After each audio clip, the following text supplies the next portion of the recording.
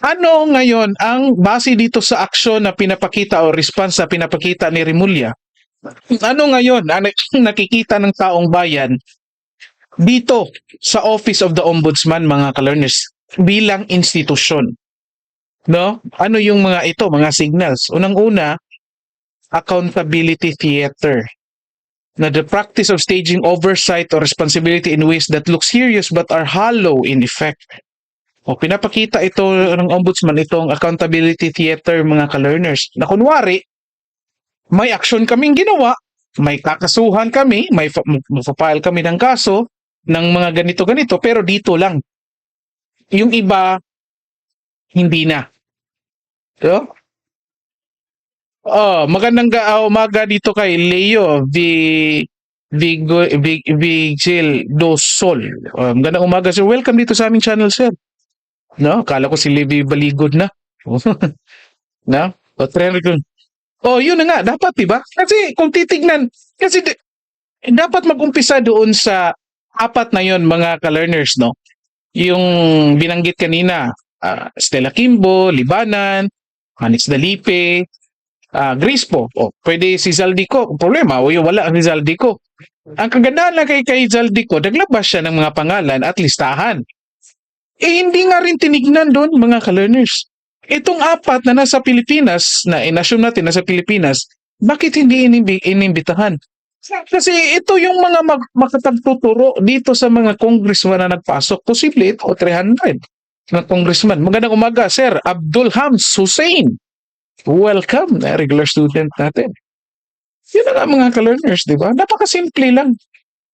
Ang problema, para lang isatisfy yung mga tao na may action pinakita dito. Oh, ito lang, no? Ito lang, mga ka-learners. Jinggoy, napanagot namin. Marcoleta, nakulong.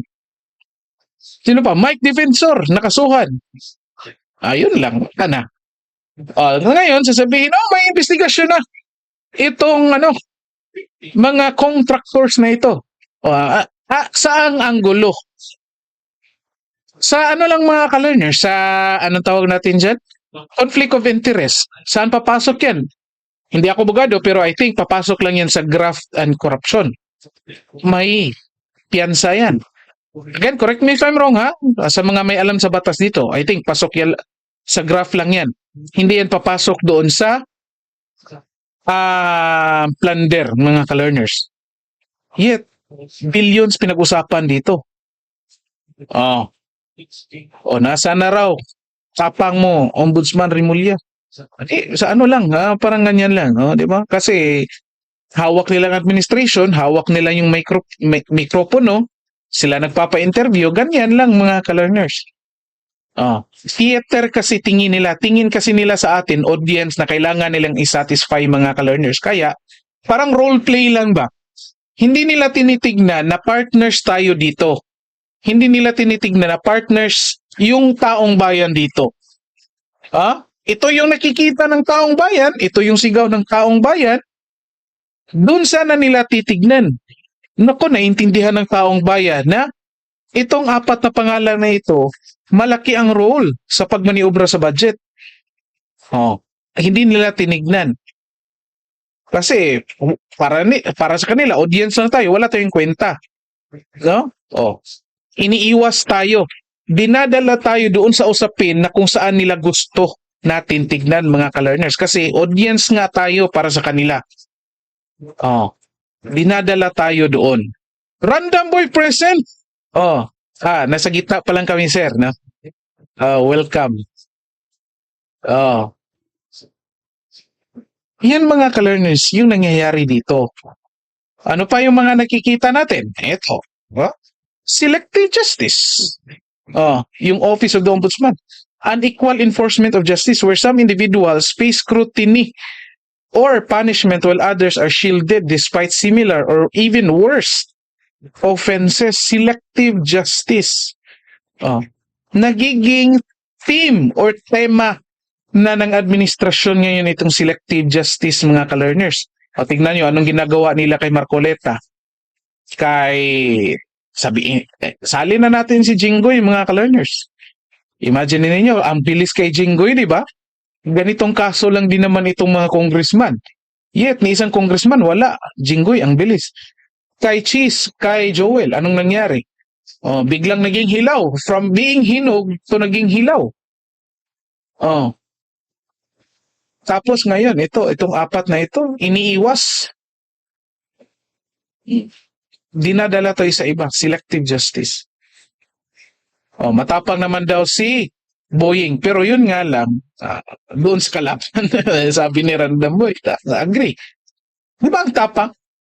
Na kapag kalaban, kapag kakampi, siya na nagdi-defend. Imagine niyo ha, ombudsman ka, dapat independent ka, di ba?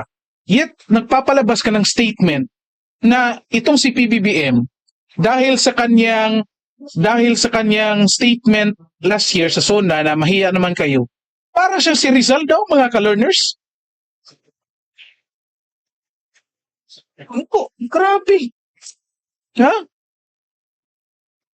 At least nung kay Rizal, totoo. Na talagang binulgar niya, nagising yung mga tao. Dito kay PBBM, kunwari binulgar niya, pero nagtakipan sila sa mga involved dito. Congress, pinagtakpan ni PBBM, tapos yung Congress naman, pinagtatakpan naman si PBBM. O sumali pa si Ombudsman, pinagtatakpan niya ngayon. Ito, mga taong ito. Oy, magandang umaga dito kay Rene Graganza. Welcome back, sir. Regular student natin. Tapos, Ben Gutib. Magandang umaga. Nakahabol pa si Ben Gutib. Oh, di ba mga ka-learners? Selective justice. Ano pa? Ito pang huli. Ito, yung tanong natin kanina. Institutional paralysis. The breakdown of an institution's capacity to fulfill its mandate, often due to political pressure, fear of repercussions, internal dysfunction, or deliberate avoidance. Well, probably, walang internal dysfunction dito. Itong fear of repercussions, hindi pa tayo sigurado, pero nakikita natin dito, nagkakaroon ng deliberate avoidance. Probably, meron ding political pressure. Kasi ito, ano naging resulta? Hindi nagfa-function fully yung Office of the Ombudsman dito sa pag-address ng issues lalong-lalo na sa korupsyon ng mga nasa matataas na posisyon. Iniiwas.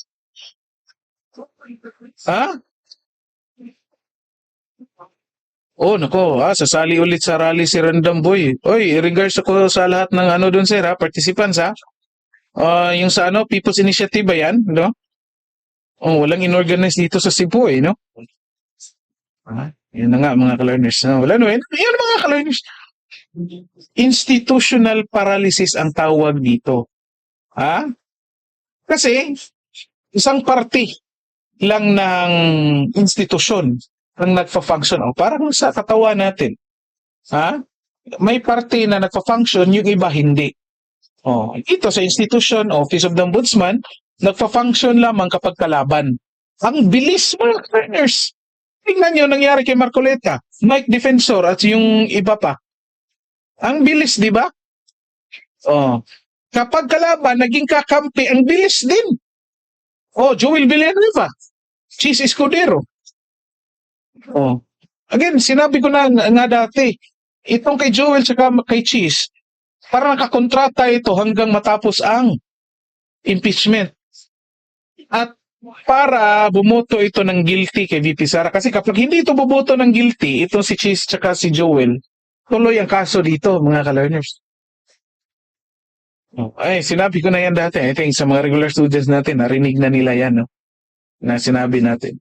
Ito yung mahirap dito, mga ka-learners. No? Nakakatakot ito. Office of the Ombudsman, last defense natin ito against sa mga mapang-abusong mga politiko or mga public servants. No? Miss DC. Welcome back. Present ito kanina. Nagbalik tayo. Saka kay Efren Infante, magandang umaga, sir. No? Last defense. Pero, nagpapakita ng institutional paralysis. Pinipili lamang kung sino yun. Mga kalabs, tingnan nyo ha, simpleng reaksyon lang ito ni Ombudsman Remulla. Bakit? Kasi kanina sa iba, nakapag-react siya. Ganito na nangyari, ganito na ano dyan. Yet, pagdating dito kay Stella Kimbo, Grace po, Manix Dalipi, Noel Libanan, wala lang siyang reaction. Ibig sabihin, walang action, mga kalenders.